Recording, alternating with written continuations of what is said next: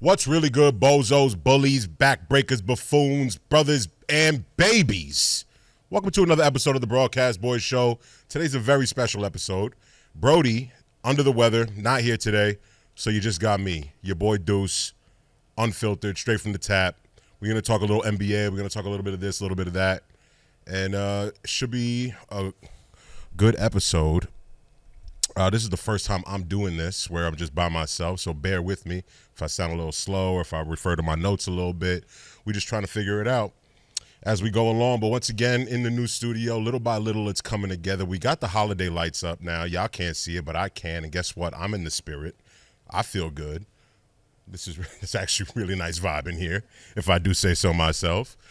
But yeah, man, it's been a pretty busy week. I don't know exactly what's keeping Brody. I think Brody's been on traveling a lot. He's been doing a lot of work outside of stuff that we would normally do for just the Broadcast Boys because, you know, the brother's blowing up, and I love to see it. So he's been traveling a lot, and he's busy, and he's got a lot of things going on. So we figured let's just give him some time, and then you guys just get a little bit of me today, right? Yesterday was Halloween. When this episode drops in the next couple of days, Halloween was on Wednesday, and the NBA showed out. Celebrities across the internet showed out. It's really, really something special. I went to Six Flags for Fright Fest. If anybody knows anything about Fright Fest, that shit is lit when you're like ages 6 to 16. And then it becomes like whack and corny for a while, and then you get old enough to the point you're like, you want to reminisce and remember what it was like to go to the amusement parks and have a good time. And then if you're blessed enough to be able to go with a kid, you kind of be able to see it through their eyes, which is a beautiful thing. I went to Six Flags with some of my homies. My boy Pedro brought his daughter with us. And it was just cool seeing her like hyped to be on all the rides, and we was running around and zombie was just popping out of everywhere. I didn't have to swing on nobody, so that's always a plus. It was great. It was really a fun time. But where it went dark was when we were leaving and we got stuck. So we paid for preferred parking, right, to sit up in the front of the parking lot. So this way we can be close to the gate, come out whenever we wanted to, you know, extracurricular activities. If you know, you know. But then when we was leaving, we was all the way at the front of the lot. By the time we were trying to leave, the entire park, when I tell you we got into the parking lot at 10:30, getting ready to dip up out of there, we didn't leave till 1:30 in the morning. On that Saturday night, Sunday morning. So we ended up leaving mad late. We stuck behind people, almost had to square up with some people in the parking lot. There was some woman in a car, right? Her license plate said Mariela, so we're going to call her Mariela. She was pulled up next to our car, and she was trying to, like, squeeze in. Mind you, we're in standstill traffic. So this woman clearly got a screw loose, don't know what the hell is going on. She's trying to inch her way to get in front of us just to be able to sit in front of us for the next 2.5 hours. So after a while, you know, I kind of got annoyed, and I wasn't about to start no beef or nothing like that. So I wanted to crack the window and just be like, hey, like, what are you doing? What are you doing, right? So I cracked the window, I hit her, what are you doing? And she hits me with the Jordan shrug. And I never felt more disrespected in my life. Now, I could have handled that, but as I mentioned, I was there with some other people, and my boy Pedro's girl, she's a sweetheart, but she's one of them women who don't take no shit, not from nobody. And I don't think that Mariela knew when she was looking at my doofy ass in the front seat what exactly was in store for her in the back seat. So once she hit me with the Jordan shrug, my girl Amanda was triggered, and we had to let her know that if she tried anything else, things could get a little sticky. To say the least. And that shit actually had me weep because I look back at my boy Pedro's like, you had to open the window, right? You had to open the window. I kind of felt like an asshole. But long story short, the good guys won. Mariela dipped because she didn't want no smoke. She drove somewhere, and Lord knows where the hell she was. But we eventually got out of there, and it was cool, but it was hectic. Didn't get home till 4 o'clock in the morning. Point is, Fright Fest, nice every once in a blue, once every 10 years or so. Will I go back again? Probably not. But yeah, just a little glimpse into what the hell's going on with me. But what y'all really care about and what we're here to talk about, the NBA, the circus continues. James Harden was traded to the Los Angeles Clippers. James Harden, PJ Tucker, and my son Philip Petrusev. Oh! They got traded to the Clippers out in LA finally. The Sixers got James Harden out of their locker room. Daryl Morey should be throwing a goddamn parade. And they got Marcus Morris, Robert Covington, Nick Batum, KJ Martin, and some picks.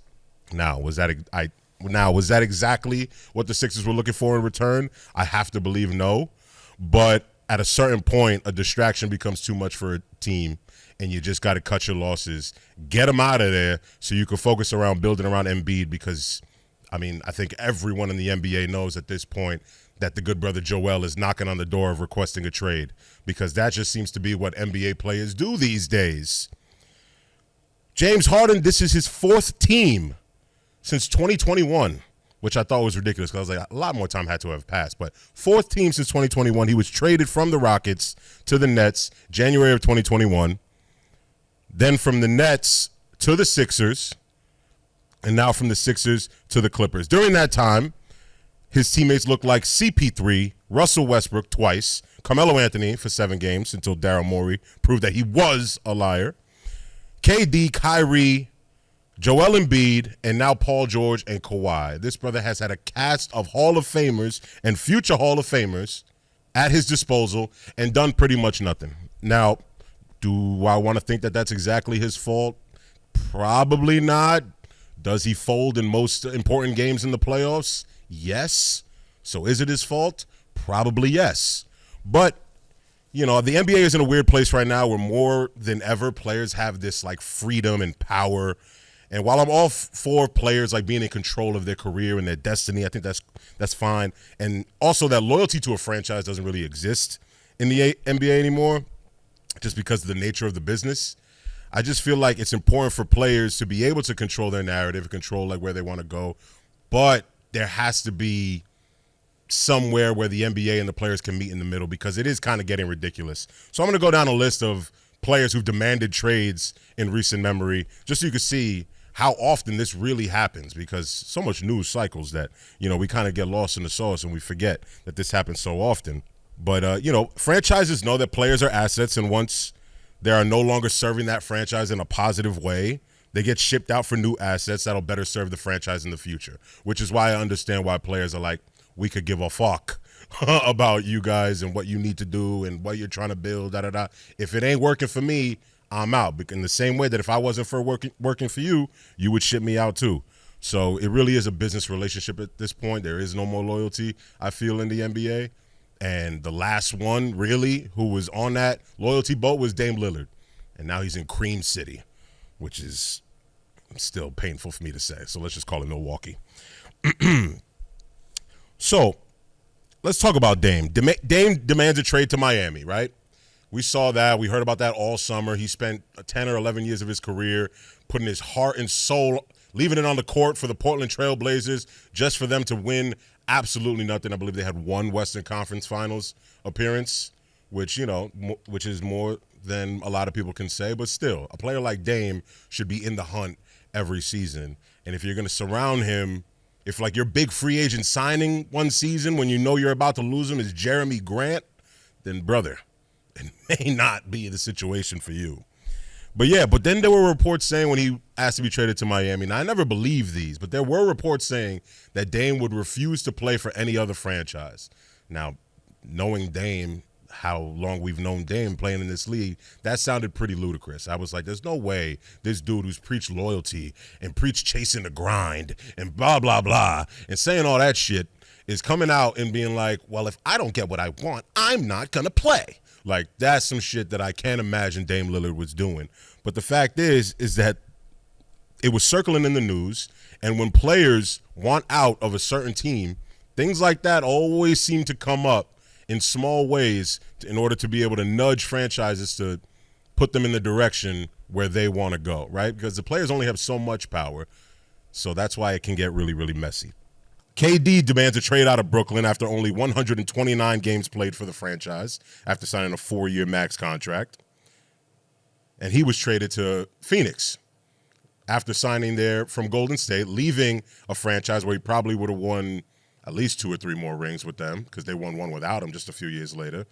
And he went to Brooklyn because he wanted to play with Kyrie. Obviously, that didn't work out. And instead of, you know, chasing that grind like the good brother Dame, he wanted out of there. He wanted to go play with another superstar. And all this buddy ball to me is kind of corny, but at the end of the day, how else are you supposed to compete in the NBA these days? James Harden demands a trade to Brooklyn after calling Houston home for 8 seasons. and wanted to go to Brooklyn because he wanted to play alongside Kyrie and KD and actually compete for a championship. And it looked as though the Rockets at that point were turning the page and kind of going to more of a rebuild mode that James Harden didn't want to be a part of. So I get that. But this is where it gets crazy with James. Because right after that, he was playing in Brooklyn. And granted, Kyrie Irving put the whole city of Brooklyn and the whole borough of Brooklyn and the few people out there who give a shit about the team, he put them through so much, KD and James Harden included. They never, I can count on a few hands how many games that they were actually able to play with one another before that whole big three blew up, right? And we all thought they were going to win the championship. We swore. We were like, no one's going to be fucking with them. Impossible. And then for them to play less than half of the games that they were supposed to play, and even less so together as a trio, it's pretty disappointing for Brooklyn. And then to be able to go to Philly, play for them, and then just 1 year later have such an irreparable relationship with the team and the general manager that you need to be shipped out again, it's ridiculous. It's getting really ridiculous. And again, we've seen this plenty of times. Kyrie Irving, tired of feeling like LeBron's third son, demanded a trade out of Cleveland and to the Boston Celtics, promising their fan base that he'd re-sign there just to sign with the Nets and cause a ruckus for 143 games that he was able to play for the franchise, and then demanded another trade, ultimately to Dallas. These players don't give a shit about any of these teams. They sign, they get their money, and if it ain't exactly how they want it to be, they're on their diva shit and they're out of there. And they leave. They don't care about the fans. They don't care about nothing. And from a fan point of view, that's obviously not what you would want out of your superstars. But again, none of us as fans know what it's like to have that kind of talent, to have people willing to pay you that amount of money to be able to do what you do and have those kind of options. Not all of us have those kind of options. So I don't think that any of us can really say what we would do unless we found ourselves in that position. Because if I was getting a 4-year, $36 million deal from the Knicks, I'd be hyped. But if I was good enough and I thought I could get more, and let's say, I don't know, the Milwaukee Bucks, right? Some random, they're not random, they're very good. The Detroit Pistons. Let's say the Pistons reach out to me and wanted to give me a 4-year, $100 million. I don't give a shit about the Knicks, and I'm the biggest Knicks fan in the world. I'm going to go get my money. Because at the end of the day, I'll use all that bread and I'll buy me somewhere nice to live in New York, right? Because that's how much bread you need to live here.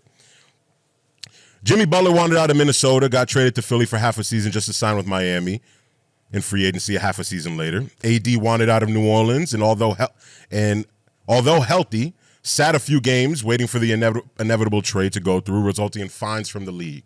So dead set on not playing for a franchise that he would be healthy and sit his ass on the bench, not putting his body at risk so that this way he can get what he wants. I don't know. It just feels like a tantrum, and I'm so caught in the middle. I know I'm going back and forth on this. It feels like NBA players are just being whacked, but then again, franchises are whacked too. So if you look at it from a business and you take all emotion out of it, you got to be able to understand from both sides, and that's kind of where I'm at with it. Kawhi Leonard, who sits more than he plays at this point, I'm sure he really ain't right, you know what I mean? And I'm sure that he's just not sitting because he's not hurt. But at the same time, goddamn, bro, step on the court. Play a little bit, you know what I mean? I'm pretty sure he wanted out of San Antonio because of the way they were handling one of his injuries. And now, after, being in Toronto and then being in LA and all the games that we've seen you miss since then, it really feels like you're on some I'm only going to play when I'm 110%, which is not always the case when you're playing an 82-game season. Sometimes you got to play hurt. And I'm saying that from a fan point of view because I'll stub a toe and I'll be out 3 to 6 months. Paul George got out of Indy and went to OKC with Russ, signed for 4 years, put up MVP numbers with one team, and then Kawhi called him one time. He was like, yo, you want to come play at home? You want to come play on the LAB team? And he went there, leaving Russell Westbrook in OKC, who eventually went to the Rockets, but then went to LA and has been completely underwhelming ever since. As a player, he's been great. As a team, they've underwhelmed plenty. They're a contender every time we walk into the season, and they never show up. And now, because of all of this, we got dudes like Evan Fournier and Furkan Korkmaz out here demanding trades and talking up in the media like they deserve a better situation. Shut your ass up. Please. Respectfully. Play wherever a team will pay you and shut up. Because at the end of the day, neither one of you are necessarily contributing to an elite team's championship contending. You're not.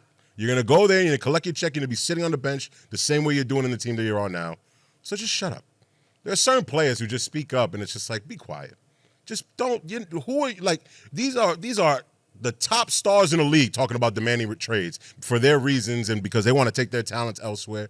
Nobody out here is looking for your talent. Evan Fournier, specifically, I'm talking to you because I do got some love for you, but the amount that you've been slandering the Knicks in the media, bro, you don't play because you don't fit. And you're not traded because nobody wants you. So shut up. And Rudy Gobert, too. Shut up. Respectfully. But all I say that to say, and I'm going to read this because I thought I phrased it pretty nice. You know that corny phrase that people use when they're talking about relationships, the grass ain't always greener, or the grass is greener where you water it? I'm not sure that applies here directly, but oftentimes these dudes let a temporary bump in the road force them to seek other opportunities and ultimately sell themselves short or send themselves to a situation far less suitable for what they are trying to accomplish. It's not always the case, but the one-off times where it works leads, like a LeBron James going to the Lakers and winning that ring, the one-off times that it works, it leads players from across the league to believe that they are a trade or a superstar teammate away from taking over the league. But unfortunately and respectfully, you are not that guy, pal. To all my NBA players out there, yo, just be happy that you're hooping for a living, getting paid millions of dollars with beloved fans all over your city who wish you nothing but the best for the most part, unless you're in Boston, because those fans are pieces of shit. So that's what I got to say about NBA players demanding trades and bouncing from team to team. Do you, but ultimately, you look silly if you don't win a championship. You look like a baby. You look like you're a complaining-ass baby who has millions of dollars in the account and is still not satisfied. And that shit, to me, is corny. But let's pivot and talk a little bit about New York basketball, right? We'll start with the Nets before we get into my Knicks. And the only thing I need to say about the Nets right now, they haven't necessarily won too much, but what I'm excited about, and he's not there yet, the return of Ben Simmons. If you're a basketball fan, you got to be rooting for Ben Simmons. It was fun to hate on him for a while. He sat out a year because of his back, some mental health issues, and I know people like to clown him for that because they say it weren't real, and whether or not they weren't real, that's none of our business. That's for Ben Simmons and his loved ones to figure out, right? And I feel like Stephen A. right now showing mad respect, qualifying before I do say anything about the good brother. Right now, Ben Simmons is averaging 8 points, 10 rebounds, 8 assists, a steal and a block on 60% shooting. He's not shooting much, but 10 rebounds, 8 assists, a steal and a block, that's valuable. Chandler Parsons says Ben Simmons' 2010 All-Star days are behind him. And while that may be true, let's keep it real, fellas. Chandler Parsons might be a little salty. Now, we know what happened to Chandler Parsons. He got injured and was never able to return to form, and knew that he was injured, collected some money from the Grizzlies that he knew he wasn't necessarily going to be able to follow through on. But again, get your money. Nobody's mad at you. But when you're looking at a player, you would think you would have some sort of empathy, right? When you're a guy like Chandler Parsons, who's been through something like that, kind of fell from grace, had a promising career ahead of him, and then fell off the map, to see a guy like Ben Simmons, who at his best was better than Chandler Parsons at his best, I think that's pretty fucking clear. For you to say that, a motherfucker who couldn't return to form, hoping that the same thing happens to Ben, I don't know, seems a little wicked. Seems like you should be supporting him because you know what it's like to fall from grace. And instead on preying on his downfall, why don't you show some support? Because the good brother Ben, I imagine all he wants to do is hoop. All he wants to do is get right and prove the haters wrong. Now, are the Nets going to be making any noise, any real noise this season? Absolutely not, respectfully, of course. Sorry, PD. But, you know, they got young players. They got former and future All-Stars with Mikal and Ben, Nico Claxton, who I like a lot. They have plenty to be excited about. And if you're a fan of basketball, like I said, or even just of sports, you got to be rooted for Ben Simmons. To be an all-star, to be a number one pick, and to be at the top of his game, kind of fall from grace and have this like hiccup in his career.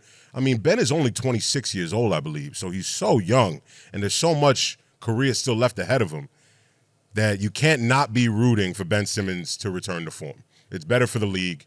A player like that, a 6'10" point guard, and he's gorgeous. How can you not root for pretty boy Ben? I mean, it's just silly to me. So Brooklyn, you got a good one in Ben. Hopefully he can continue to ramp it up with Ben, Mikal, and Nico. That's a nice little solid three. You add a star to that, who knows what can happen with y'all. But if I'm being honest, I couldn't care less. Because fuck y'all, this is a Knicks city. And let's talk about the Knicks. Knicks fans, what's really good?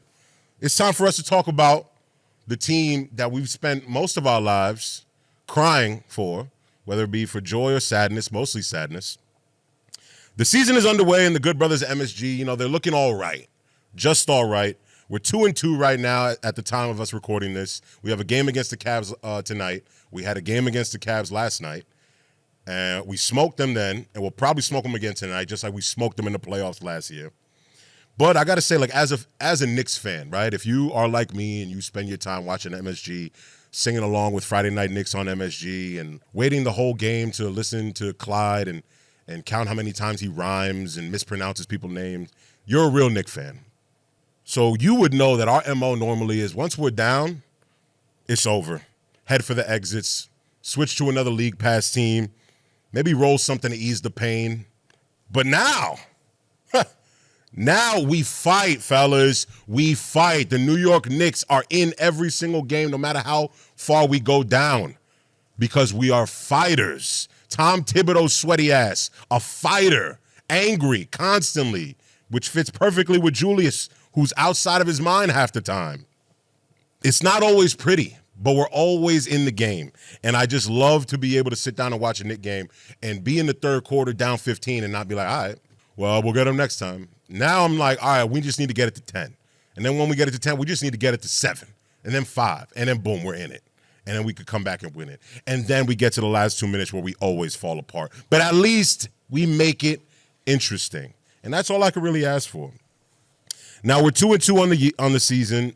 Opening night, we went down pretty big to the Celtics. Jalen and Julius were, I don't know, they were on some shit. They was lit. They was hungover from the night before, nervous. Who the hell knows what happened? They were both non-existent in that first game. But somehow we stayed in it. We fought. We only lost by 4 against a team like the Celtics, who breaks my goddamn heart to say, but they're pretty well constructed, at least from a starting 5 point of view. Drew Holiday, Jaylen Brown, Jason Tatum, Derek White, Kristaps Porzingis. I mean, maybe one of the best starting 5s, top 3 starting 5 in the entire league, up there with the Nuggets, and I'll throw the Warriors in there just because they're solidified greatness. But it's really hard, The Celtics impressed me, unfortunately, and and it breaks my heart to see Kristaps Porzingis, KP, the unicorn. I remember when we drafted him. I was pissed off the moment we drafted him, and then I watched a few highlights, and I was like, all right, maybe Phil Jackson sees something that I don't. And he did, because he came in and he was far better than what we all imagined, and he was better than some of the people taken before him, and is to this day.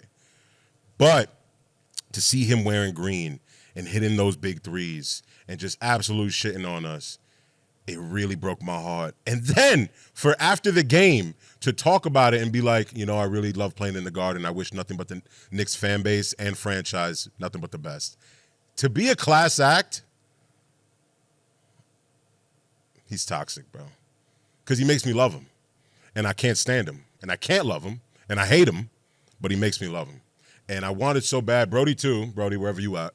No, he's not. He's not dead. Brody's home. Wherever Brody's at, I know that he wanted Kristaps back as well. And watching that game, it just goes to show you that he is different. And he really is a difference maker when he's on the court.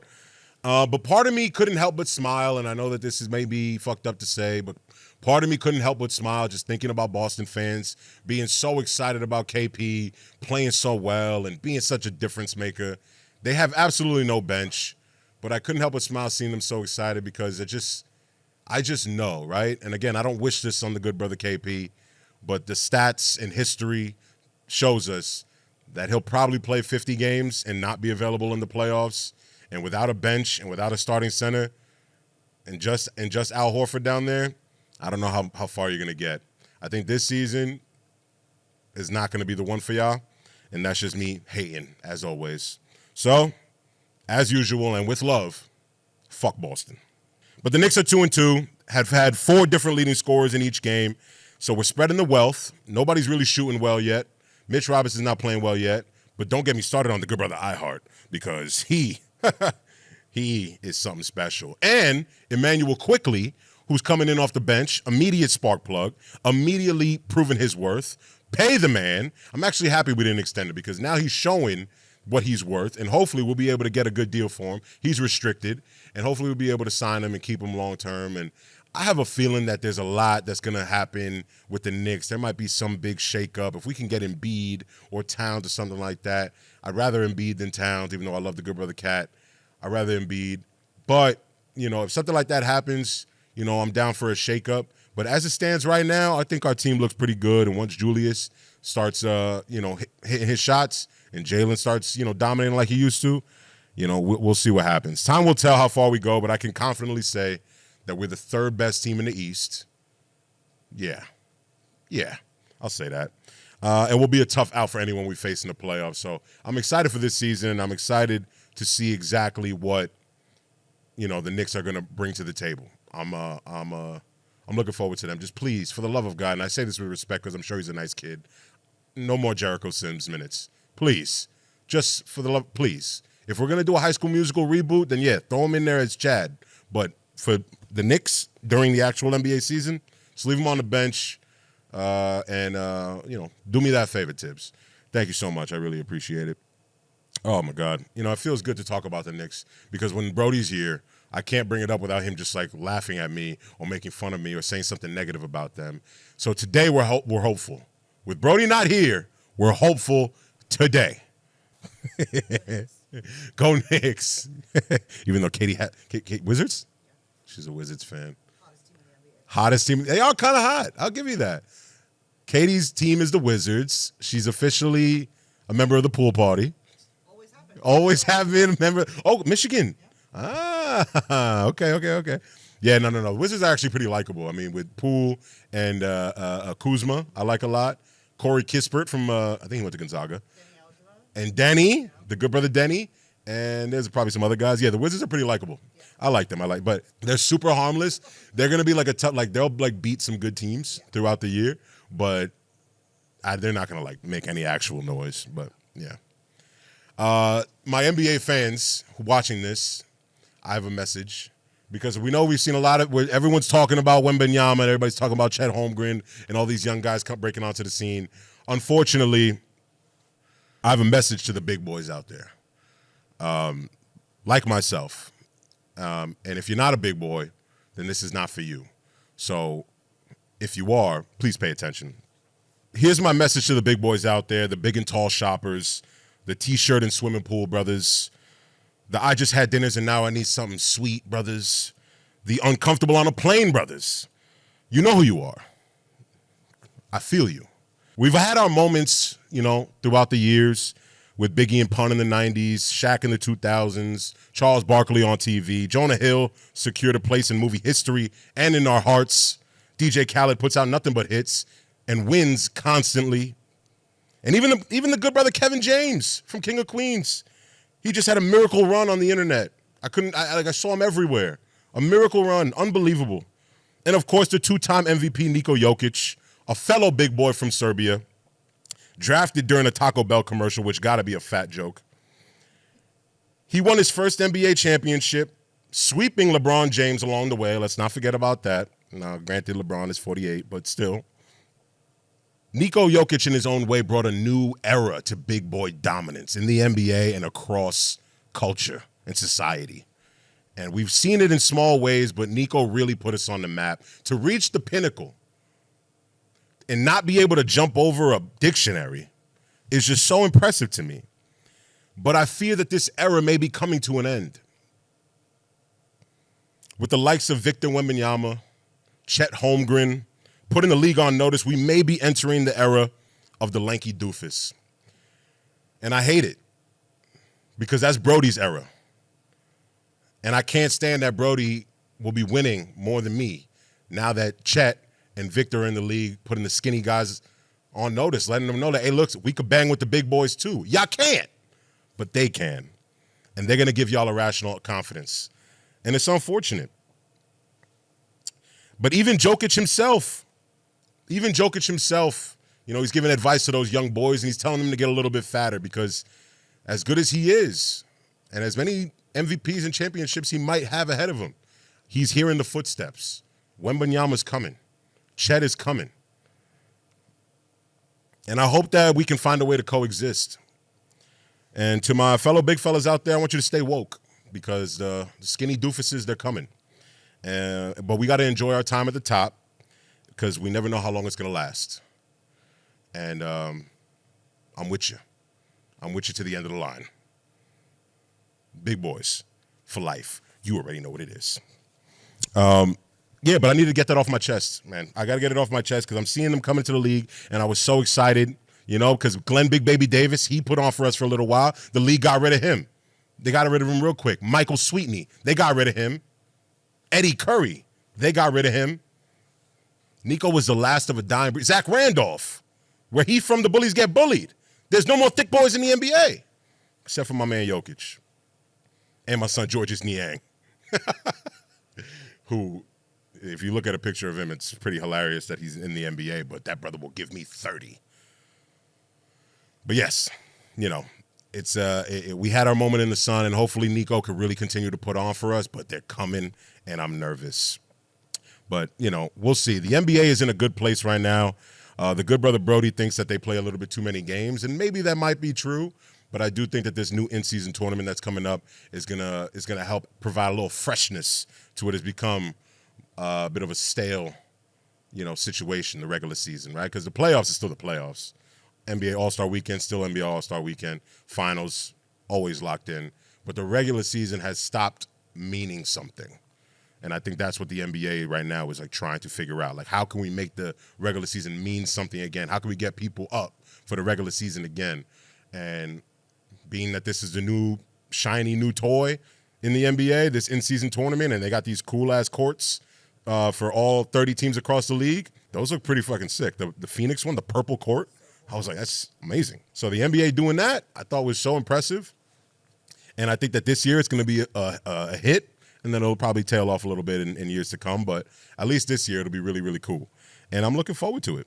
I'm really excited about it. I mean, I always look forward to the NBA. It's a gift and a curse because not only do I enjoy watching it, but, now the nature of the job, I have to watch it and I have to talk about it all the time. So it's good. It's good. And it's not just because, too much of anything could be too much.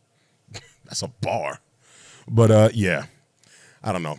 That's enough talking about the NBA. Stephen A. Smith tweeted something recently. This is a conversation that went all over Twitter. And I want to talk about it with Katie because I need someone to talk about it with. And it's great because Katie is one of these beautiful young women who we value her opinion. And these are the kind of conversations we need to have with them so that us as fellas can do better. Right? Yep. All right, bet. So Stephen A. Smith, after a viral list of places and restaurants and first date ideas that some woman put out saying where not to take a woman on a first date, Stephen A. Smith tweeted, well, damn, where can we go? Ladies, what is an acceptable first date? And I looked at this list, and it was interesting to me because the majority of this list is some of my favorite places in the world. But that can be true, and I can also know that maybe on a first date is not the right vibe. What's the list? It's like Cheesecake Factory, like Applebee's, Chili's. So I'm going to go down the list, and I'll do by five and what I feel like kind of fits together, right? So the first five on the list: Cheesecake Factory, Applebee's, Chili's, Chipotle, Olive Garden. Which, if any of those, are acceptable to you on a first date? Cheesecake Factory, Applebee's, Chili's, Chipotle, and Olive Garden. So, I don't know if I have a skewed view of this because I live in New York City. Uh-huh. But I don't think any of those are acceptable. Okay. But if I live in, some random town in Wisconsin Garden's probably pretty nice. Of course. Nicer restaurants in town. That's a night out. Yeah. Night out, and it's like, don't get me wrong, I don't mind a good Cheesecake Factory. Right. Or a good Chili's. Mhm. But like, it's like the novelty that comes with it. Yes. Also, I personally just don't like dinner dates for the first date. Oh. Okay. Interesting. Interesting. Okay, so we're gonna revisit that. Chipotle, then. So okay, so of all of them, Chipotle, yeah, because of all fast food, Chipotle is like the 5-star restaurant Yeah. of the fast food chains. Fine dining with quick timing. Exact. Wow, Katie, another bar. Another bar. Yeah, so I'm looking at these 5, like Applebee's, Chili's, and Olive Garden, and Chipotle, right? Those 4 in particular. I personally wouldn't take a girl on a first date to any of those places. And Cheesecake Factory neither, but I'm standing with Cheesecake Factory here. I need people to understand that Cheesecake Factory, Drake mentioned it in a song once, kind of made it a joke, but Cheesecake Factory is legit. It's got something for everyone and a guaranteed fire dessert afterward, right? And first of all, fellas, if you're going out with a girl and she's not a desserts person, get out, dip, leave. Like, if she's not hyped to go to Cheesecake Factory and get the Snickers or Reese's or what's the other good ones? Ooh, I don't know, but key lime. The key lime, or anything. They're all good. If she's not excited about that at the end of the meal, right? Because maybe she's not into the food at Cheesecake, but if she don't like the cheesecake, then she's just not for you, bro. She really just isn't. But I wouldn't personally take any girl to any of those 5 on a first date. But if I did, like if I'm like, again, that comes from us being here in New York, right? We're in New York, so we have multiple options. If I'm from the Midwest or down south or like anywhere not in like a major city in the country, and like all like our main restaurants are these big chain joints, then what else am I supposed to do? Exactly. You know what I mean? I feel like Cheesecake Factory could be the nicest on that list. Like, that could be like in the Midwest where you only go for your birthday. Right. You know what I mean? The nicer of the American chain. Yeah. Or like a PF Chang's. The Great Wall of China. The Great do not get me started on the Great Wall of China. And remember when Josh ordered champagne at PF Chang's? Ladies, if you go to dinner with somebody at PF Chang's and they order champagne, keep them. Oh, yeah. Yeah, no, but any of those 3, it's tough. But like I said, it's like if you're somewhere else in the country and that's all you have at your disposal, then what are you being picky for? Like, where do you expect them to? You don't think they know some like random hot spot that nobody else knows about? No. All right, you're gonna get taken to one of these spots, and you know what? As long as he buys you whatever you want, what does it matter? Take a sampler platter home. Who doesn't want artichoke dip late night? Come on, man. Enough. And also, I meant to say this early on the top. First and foremost, if you're coming across a girl who makes a list like this, I mean, this is one of probably many reasons why she's still single. Wasn't it like 50 restaurants? It 50, like, is 28. There's 28 on this list. did she tweet out her acceptable list? I didn't see that. Okay. I would be interested in seeing that if I did. But I'm going to go to the next 5. Ready? The movies, your house, any fast food chain, Buffalo Wild Wings, and Wingstop. Okay, so let me just say, before I go to you, I already know Wingstop, Buffalo Wild Wings, and any fast food chain is a no-go. Yeah. That's a no-go. I mean, like on a first, if you care about this girl at all and you take her to a fast food place, then you don't actually care about this girl that much. I would maybe put Buffalo Wild Wings on an acceptable. But you're a sports girl. I know. You're a sports girl, so you'd be down to like watch the sports that are on TV. Yeah, because like that's not awkward. Like just like I have to like sit down and have dinner with you, but like we can go like watch a game. Yeah. No, for sure. And I agree with that. I feel like if I'm dating someone and I know that she's into sports, right? Like, of course, I'll take her to a B-dubs, get some drinks and whatever, watch the game. Like, we know we can watch the game there. You know, I ain't mad at that if you're a sports girl. But if not, then I understand that that's like, where the hell did you just take me? Yeah.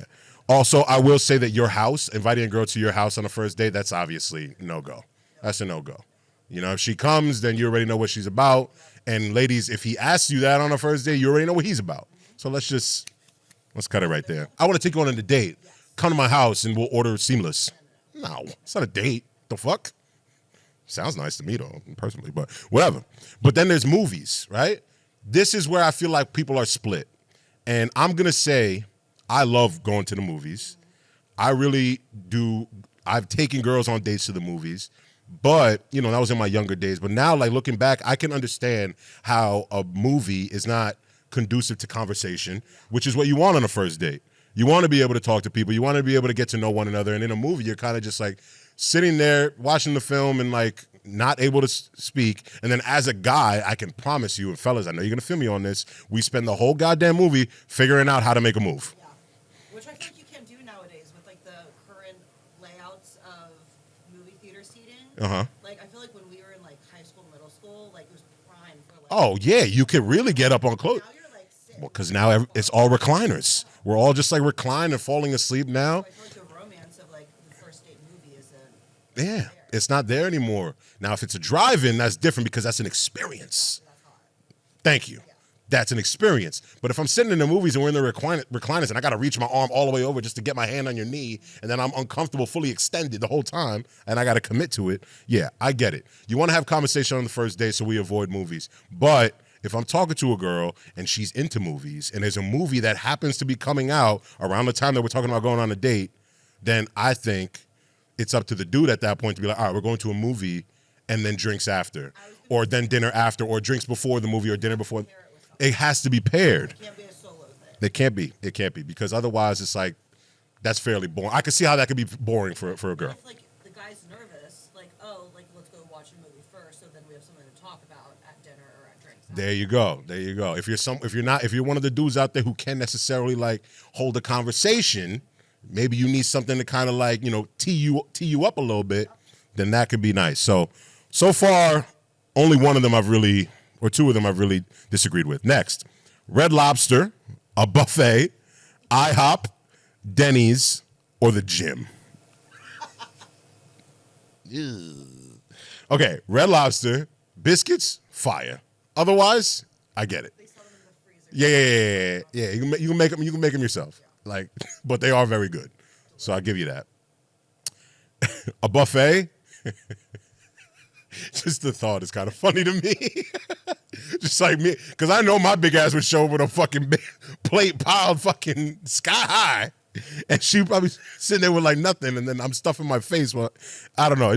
I could see it's like a comedy bit to me going to a buffet on a date.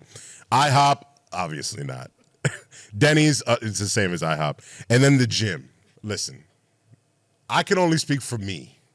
If dude and the girl are like two like in shape people who like take pride in going to the gym and like, I mean, they take pride in going to the gym and they're just two very like active in shape people and you want to do that, again, has to be paired with something. It has to be gym and then let's go get a smoothie after or let's go get coffee after or something like that. But for me, if a girl asked me to go to the gym with her on a first date or, can you take me to the gym on a first date? I would run so fast away from this girl because that just seems like I'm setting myself up to be at the crib on a Saturday or Sunday ready to like just kick back and then be like, babe, you want to go on a hike? Hell fucking no, I don't. Absolutely not, I don't. So I was going to say, like, okay, so like two active people go on a date together. Okay.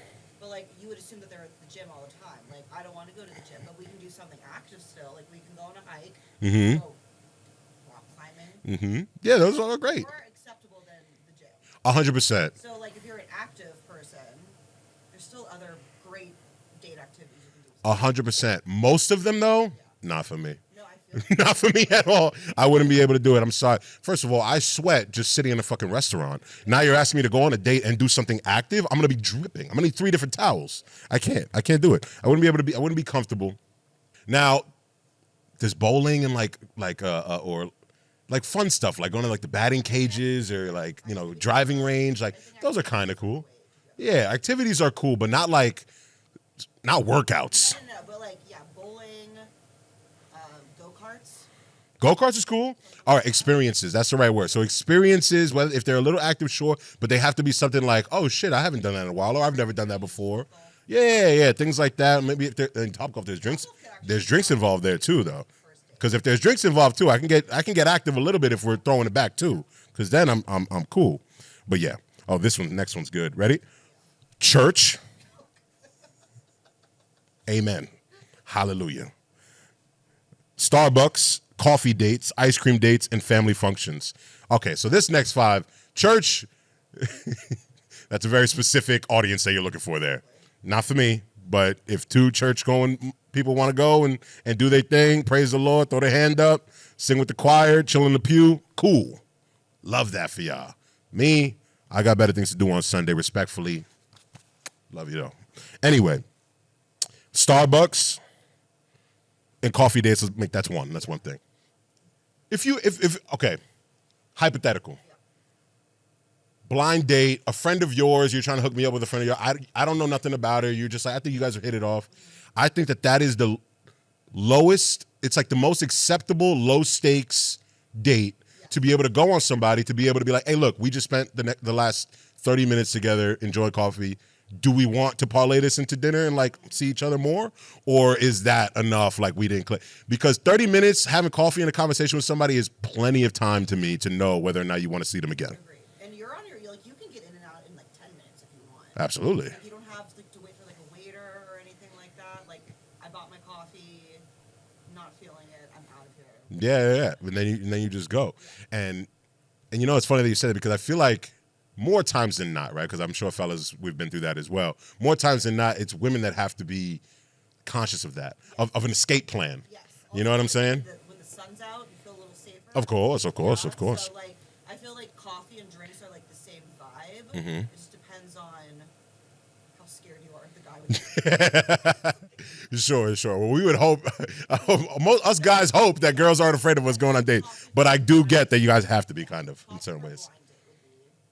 Yeah, right? Because you don't know anybody. That's like a good way to really just like hit it off with somebody off bat, right? Because a dinner is more of a commitment. Yep. Because if you want to escape, it's hard because leaving before the bill is like you're trapped. You could do it. No, you could leave before the bill, but then that's kind of awkward and really kind of fucked up. Yeah.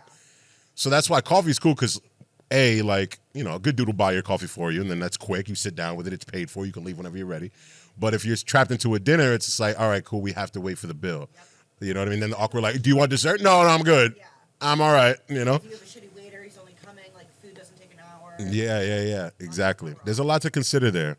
But I just think, generally speaking, coffee dates, if you're not willing to go on a coffee date with a dude, to me, that screams, I'm trying to get free dinner. Yeah. If you're only willing to go, like, to a nice, like that's what this list is telling me. Like this girl is only willing to go to nice restaurants and have money spent on her because she's worth that. But at the same time, you might be, but you also might not be. Let's be real. There's two sides. There's two sides to the situation. And then ice cream dates. Those are cute. In the summer? The summertime. Yeah, I want to go. Right. Get a couple scoops of ice cream. Right, you meet a girl at the beach, you meet a guy at the beach, you want to go to a little ice cream real quick. It's the same concept as coffee. Yeah, no, I like ice cream. Right? You go get a quick scoop, boom, boom, boom. You're not feeling it? Fine, part ways, at least you got ice cream. Yep. It's still nice. So yeah, if you're not down with ice cream dates, again, if she don't like sweets, fellas, I don't got to tell you. And then family functions. Now that's a big step though. That's weird. First date for a family function, that's weird. I can count on, I don't even need a full hand. I think I've brought like 2 girls in my life around my mom, around my family. 2 girls in my 32 years of life. So like that is like a big deal for me, and I imagine for most people to bring someone around their family. It's like, why else would you do that like other than serious. Yeah. If you're like, hey, like I want to take you out, like come to my family thing, like I'd be like, all right, well, like I don't know, you must not think that this is a serious date or something like that. Yeah, that it also, but if I'm like, let's say I'm a girl and I hear that proposal, I'm weirded out. Oh, I'm so because I'm like, that's kind of a big step. I wouldn't invite you to my family function. You're like, I don't want to meet your whole family right now. I don't even know if I like you. I got to know if I like grandma. Yeah. No, you know? So, yeah, family functions is weird. You valid on that one. All right, next 5. Movie night, somewhere that requires a long drive, bowling, nightclubs, and hookah bars. Okay, so nightclubs and hookah bars, more or less the same thing. Nightclubs is, actually no. Because a nightclub is a nightclub. Like, you're there amongst the people. You're dancing, bottles, dance floor. There's mad people. You're shoulder to shoulder for the most part. You're reaching over people. At least I'm reaching over people at the bar to order drinks. You know what I mean? It's kind of it's very loud. You can't have a conversation. Yeah, nightclubs is a no-go. Movie night, I mean, that's the same thing as inviting them to your house. It's the same thing. You're just calling it something better. You know what I mean? Like, it's not, you guys are still like on your couch, and once again, the guy is figuring out for the next hour how to make a move. That's what he's spending his time doing. And then, and you guys as a girl, I imagine, are sitting there like, I know what he's trying to do. And then that's the moment where you're like, I'm either with it or not with it. Exactly. Right? Like, oh, when is it going to happen? Yeah. Should I concentrate on this movie? Right, exactly. You know, and then, but if it's a good movie, then fuck them. Fuck out of here. Let me gotta see what happens. And it's somewhere that requires a long drive. That's fair. Yeah, that's fair. You don't want to sit in the car with somebody, and then like you're in the car with somebody, he puts his foot in the mouth, say something stupid. Now you're 3 hours away from home at a pumpkin patch. Yeah, the car might smell. Oh my God, I was in an Uber the other day and I almost passed out. It was so bad. But like I felt bad because I didn't want to like give a bad rating because this is like their job, their livelihood. And yeah, but like maybe he let it rip like right before I walked in. But like, my man, you know you're picking up strangers in that motherfucker, right? Like, come on. Get yourself a Febreze or something. I don't know. Anyway, we're off topic. But yeah. And then bowling goes with activities. I think that's fine. Yeah. Especially if you're with like Brody's girl, Carly, OD competitive. She's an athlete. Brody, also very, very competitive. They like each other. They want to go on a date. That's a cool, fun way for them to like go have fun, be competitive with one another, and just vibe. Like Lucas and Carly's worst nightmare is probably to sit at a restaurant by themselves for like 2 hours. Brody, next time he's on the pod, I'm gonna have him tell us why he hates restaurants. He has the worst luck at restaurants. Yes. Every time I sit down at a dinner with him, the waiter either forgets his food, brings him something wrong, or takes forever to bring it out, and it's always just like some sort of issue. He really can't stand sitting at restaurants. Yeah, and he like hits me up all the time. Not all the time, but he's hit me up in the past, being like, "Oh yeah, me and Carly just randomly went to Dave & Buster's." I'm like, "You see, like that's a vibe. Like you're going over there, you're going to compete, win some tickets, go home with one of those Chinese finger traps. Why not? A couple of bouncy balls. Sounds like a good day. Sounds great. Sounds better than sitting at a restaurant. Honestly. I'm saying. All right, and then the next one, and then the last three, a bar just for drinks. Waffle House, which obviously, and then sporting events, right? So Waffle House, we're not even going to talk about that. Yeah, don't bring them to Waffle House. A bar for drinks. I feel like that's like what you want to do. That's what you should do, supposed to do. That's the most common. Because dinner, like to some people, is too much of a time investment. Coffee is not serious enough. Boom, drinks falls right in the middle. Yeah, and if you like them, hey, you want to get dinner after this. That's what I'm saying. Yeah. So that's why I think drinks is the move. Of everything on this list, that's probably the date that I've gone on the most because it's, like I said, again, we're going with low stakes. You can get in there quick, have a drink, right? You ask the girl if she wants another drink. She says no, boom, she's not into it. She wants another one, then boom, we're cooking with fire. We're having a good night. You keep it going. A couple of drinks later, you're hungry. You're at dinner anyway. Come on, man. And then lastly, sporting events. Now, again, this one's tough. Or it's different. It's different. It depends on the girl. Like, I feel like that'd be a great first date for me, but I think if you asked a couple of my friends, that'd be their worst fucking date. Absolutely. Of course, right? Because it also depends on the sporting event, because if it's like a football game in like 30-degree weather, then you're freezing. Baseball is so long. Like a basketball game, fun. Hour and a half. Great fun. Also, hockey game. Great. A lot of fun. Exciting, up and down. The guys are hot. Yep. You know what I mean? Yeah. So it depends on the girl. But you know, now that we've gone through the list, there's a good amount of them that are like, all right, you're valid for sure. But some of these, man, a lot of y'all been single for so long that y'all have no business being this picky, and that's just a fact. And I mean that with ultimate respect in the world. That if like this like first of all, if this is one of the criteria that your man needs to fall under, I imagine you have plenty more. So like. That being said, just be easy. Find a guy who's going to treat you right and stop being so picky. This is why nobody finds love anymore. This is why everyone's just mad and single all the time, because we're all comparing our love lives to those that we see on the internet, and those people are far richer than you. You're broke like me, Go get some ice cream. Find out if you like a girl. Then you can go get dinner. That's what I have to say. Ice cream and a walk. Ice cream and a walk, especially if you live in New York. Plenty of places to have a nice little walk. And if you're anywhere else, go for a drive. You know what I mean? Low maintenance. Stop trying to make people feel like you gotta do the most in order to find somebody. I've had so many friends that go on first dates where they just go on a walk. Yeah. I feel like that's a very New York thing. Of course. But like, there's nothing wrong with that. Absolutely. Yeah, well, I say all that to say, good luck to those of y'all who haven't found somebody, and to those of y'all who have, mazel. We love love. The Broadcast Boys love love. Thank you for sitting down with me. This was Broadcast Boys Show, Just Deuce Edition. Maybe we'll do it again sometime. I'll catch y'all next time. All love, top to bottom. You already know what it is. Peace.